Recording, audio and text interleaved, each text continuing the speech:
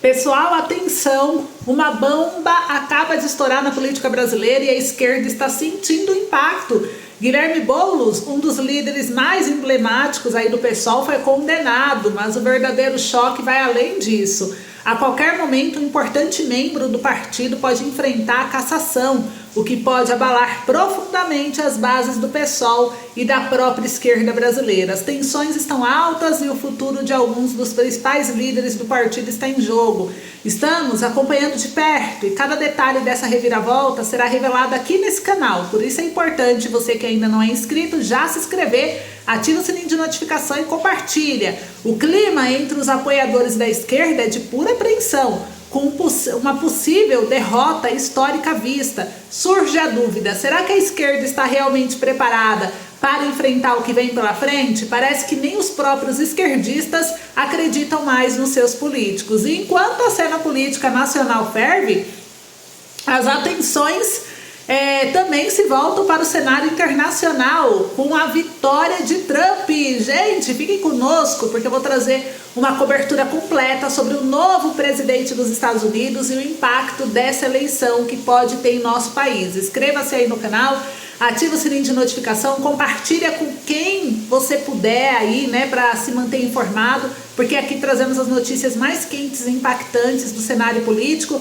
fora da manipulação da mídia. Então, bem-vindo, bora lá para a primeira notícia, que é a respeito aqui das eleições americanas 2024. Vamos falar aí do Trump, que vence Kamala e voltará à presidência dos Estados Unidos. Saiu aqui no jornal o Globo, gente. É isso mesmo, a adição de uma pequena quantidade de flúor, né, no abastecimento de água evitou milhões de pessoas aí com cáries e foi considerada uma das maiores conquistas da saúde do século XX nos Estados Unidos, e segundo autoridades. Porém, gente, olha só, assim, o ex-candidato presidencial Robert Kennedy comunicou que um dos seus primeiros atos como um dos líderes das políticas de saúde do presidente eleito Donald Trump será aconselhar todos os sistemas de água dos Estados Unidos a remover o flúor da água pública. E olha só, em 20 de janeiro, a Casa Branca de Trump aconselhará todos os sistemas de água dos Estados Unidos a remover o flúor da água pública. Ele é um resíduo industrial associado a artrite, fratura óssea, câncer ósseo, perda de QI, distúrbios do neurodesenvolvimento e doenças da tireoide, escreveu Kennedy, sem comprovar as informações. Mas aqui, o jornal traz a respeito do quê? O que isso quer dizer, gente? Sobre a volta do Trump. É isso mesmo. Na verdade, mostra as tensões, mostra já os líderes se posicionando, mostra todos aí o que estão dizendo sobre o Donald Trump assumir a presidência dos Estados Unidos. Só para vocês entenderem, Donald Trump será o próximo presidente dos Estados Unidos após uma vitória histórica que leva o republicano de volta à Casa Branca.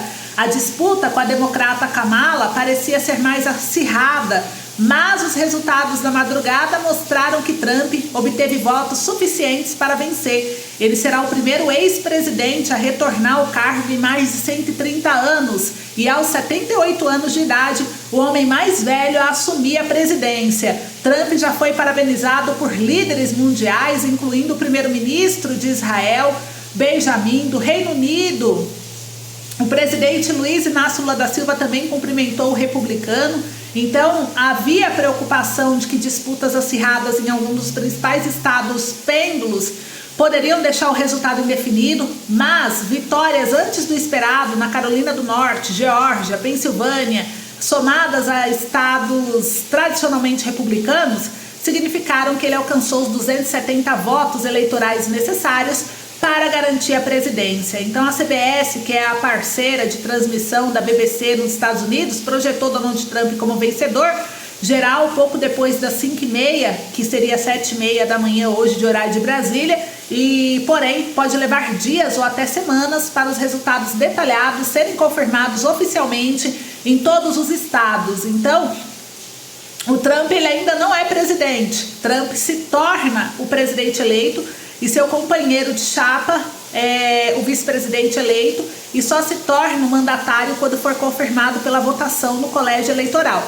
Ele tomará posse na inauguração presidencial da segunda-feira, dia 20 de janeiro de 2025, momento em que assumirá legalmente os poderes e responsabilidade da presidência.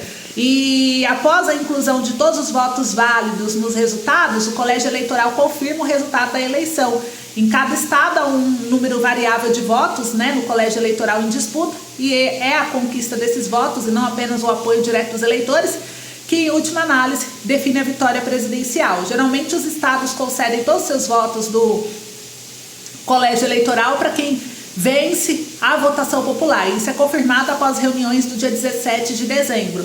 O novo Congresso dos Estados Unidos, então, se reúne no dia 6 de janeiro para contar os votos no colégio eleitoral e confirmar o novo presidente. Foi nessa reunião do Congresso, para certificar os resultados das eleições, que apoiadores de Trump tentaram impedir quando invadiram o Capitólio em 2021, como foi acusado nos noticiários, após Trump recusar reconhecer sua derrota para o Biden. E o que fazem o presidente eleito agora, O presidente eleito Trump e o vice-presidente trabalharão com sua equipe na transição para organizar a transferência do governo da administração de Biden. Então eles identificarão prioridades políticas, começarão a avaliar candidatos para ocuparem cargos chaves na nova administração e se preparam para assumir as funções governamentais. Então, assim, gente, a vitória esmagadora de Donald Trump nas eleições americanas marca não só um ponto de virada para os Estados Unidos, mas também abre uma nova perspectiva de pressão sobre governos que seguem uma linha ideológica de esquerda como o Brasil. O retorno de Trump ao poder sinalizando que a era das concessões acabou. Agora, líderes como ele, que não tem receio em se posicionar, estão prontos para agir com firmeza contra políticas que consideram relevantes aos valores de liberdade e prosperidade. E o Brasil, sob uma nova gestão de esquerda, poderá sentir uma pressão de forma contundente, gente. Com Trump na presidência e aliados como Elon Musk ao lado, é provável que os Estados Unidos tomem medidas legislativas para proteger os interesses da América fortalecida e para manter a hegemonia da liberdade econômica e de expressão. A expectativa é que Trump e Musk, conhecidos por suas posturas antiglobalistas e por defenderem liberdades fundamentais, promovam uma agenda de reformas e análises que poderão impulsionar o Brasil a compensar seu alinhamento ideológico. Esses líderes são firmes, poderão aplicar sanção no Brasil, não se intimidam e prometem usar de todos os meios, inclusive econômicos e diplomáticos, para desafiar regimes que os consideram intervencionistas ou pouco comprometidos com a transparência e a democracia. Para o Brasil, isso significa que as políticas econômicas e sociais poderão enfrentar represálias reais com Trump, ampliando avaliações, e Musk explorando as plataformas tecnológicas para garantir que a informação circule livremente, desafiando tentativas de controle sobre o conteúdo digital. A pressão, no entanto, não será apenas externa. A vitória de Trump inspira uma verdadeira reviravolta, uma onda de esperança para os brasileiros que desejam mudanças profundas. Então, o país pode estar à beira de uma mobilização interna impulsionada por uma confiança renovada no retorno de valores conservadores e de uma agenda nacionalista que defende os interesses do povo. Diante desse cenário, a relação entre Brasil e Estados Unidos poderá mudar significativamente. Trump e Musk representam uma força de resistência contra o globalismo extremo, e essa parceria pode significar uma resposta direta às políticas de esquerda, promovendo uma justiça mais firme e uma cobrança real. Essa nova fase traz desafios, mas também a promessa de que uma mudança de valores está em curso, com líderes que estão prontos para fazer frente ao que compartilham numa agenda de controle. Então, com o poder global reposicionado, o Brasil poderá experimentar já nos próximos meses um realinhamento de forças. O povo brasileiro poderá esperar por uma grande reviravolta, onde finalmente verá uma resistência forte que fará justiça e transformará o país, deixando claro que não há espaço para políticas opressivas. Trump e Musk estão trabalhando para a batalha, e com eles o Brasil poderá ser conduzido, quem sabe, a um caminho de verdadeira justiça e liberdade. O que vocês acham, hein? Vão comentando aí. Enquanto vocês comentam, Boulos, saiu aqui no Infomoney, Boulos diz temer derrota histórica em 2026. Então a esquerda já treme na base, já chora A extrema-direita fez disputa cultural. Olha só, a extrema-direita brasileira fez uma disputa cultural e ideológica de valores na base da sociedade e deixou a esquerda na defensiva. O Guilherme Boulos afirmou isso. Ele foi derrotado na eleição de São Paulo e, segundo ele, né, ele teme uma derrota presidencial em 2026. Ele sente que a esquerda foi derrotada no país todo e ele disse o seguinte, abre aspas, ele confessou a derrota da esquerda, tá, gente?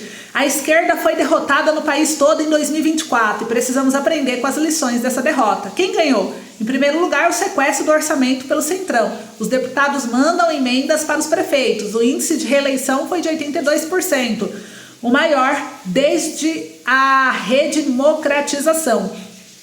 Os prefeitos fortalecidos com grana vão agora apoiar a reeleição desses parlamentares. Se não houver uma barreira, daqui a 2 anos veremos a maior taxa de reeleição do Congresso Nacional. O outro lado vitorioso foi o da extrema-direita. A extrema-direita fez uma disputa cultural e ideológica de valores na base da sociedade e deixou a esquerda na defensiva, prosseguiu o candidato derrotado. Ele disse, o que está em jogo a partir de agora é que nós da esquerda vamos fazer para que a gente não sofra uma derrota histórica na disputa pela presidência em 2026, que inauguraria um longo ciclo da extrema-direita no poder do Brasil. Então, Boulos confessa a derrota da esquerda.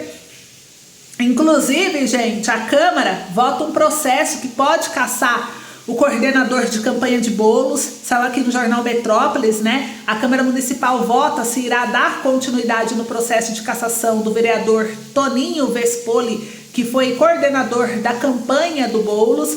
E por quê, né? Eles estão fazendo isso? Porque o Toninho, ele foi responsável aí por propaganda eleitoral antecipada e improbidade administrativa. Então a votação estava prevista para essa terça, foi adiada devido ao falecimento da procuradora-geral do município, Marina Magro, e a possibilidade de cassação veio à tona devido à publicação de uma entrevista de Guilherme Boulos, então o pré-candidato à Prefeitura de São Paulo, na revista da Gente, que é paga com verba do gabinete, e ele foi coordenador da campanha de Boulos. Então, o material tinha menções do apoio a Boulos e foi distribuído antes do período eleitoral, junto com o folheto e adesivos a favor do candidato. O caso foi levado à Justiça Eleitoral, que condenou o vereador a pagar R$5 mil pela ausência de informações sobre a tiragem da revista, sem que fosse questionado o conteúdo. E não para por aí não, a esquerda é só de queda, né? Queda atrás de queda. Governador e senador sob risco de cassação. Com o fim da eleição, TSE deve retomar julgamentos. A corte buscou evitar questionamentos sobre interferência no processo eleitoral e, após evitar julgar casos considerados polêmicos para não contaminar a eleição, o Tribunal Superior Eleitoral, TSE, deve destravar a pauta de julgamentos até o final desse ano e incluir processos envolvendo atores políticos com pendências na corte. Interlocutores da corte avaliam que, diante de uma eleição considerada exitosa e com o TSE fora do foco, é possível que haja inclusão na pauta de julgamentos da ação que pode levar à perda do mandato do governador de Roraima, Antônio Denarium, do PP, ou da ação que pede a cassação do senador Jorge Seife, do PL de Santa Catarina. A corte ainda deve se debruçar até dezembro sobre os processos de registro de candidatura que estão pendentes de julgamento. Como mostrou o Globo, o TSE terá que analisar até o fim do ano 46 casos de prefeitos que foram eleitos com pendências judiciais para evitar indefinição nas cidades até a posse, né, janeiro de 2025, e vamos acompanhar. Então tem muitos casos que vão votar e muita gente que vai rodar. E para finalizar, gente, Justiça condena Boulos e diz que ele errou ao acusar Nunes de corrupção. É isso mesmo, meus amigos, está aqui no jornal, saiu no UOL, né? A Justiça Paulista condenou Guilherme Boulos, candidato derrotado à Prefeitura de São Paulo. Está aqui em todos os jornais. Ele foi condenado porque ele acusou sem provas o Nunes de corrupção. Então, mais uma derrota aí para a esquerda. E vocês viram o que está acontecendo? É só derrota atrás de derrota. Parece que a justiça vem sendo feita, né? E as coisas estão começando a ficar mais claras. Comenta aí o que vocês estão achando disso tudo. Esse foi o nosso vídeo de hoje. Eu espero que vocês tenham gostado. Não esqueça de se inscrever no canal, ativar o sininho de notificação, compartilhar. É importante, né, vocês interagirem aqui junto com a gente, pra gente mostrar tudo o que está acontecendo. Então é isso, espero que tenham gostado. Beijo grande, até mais.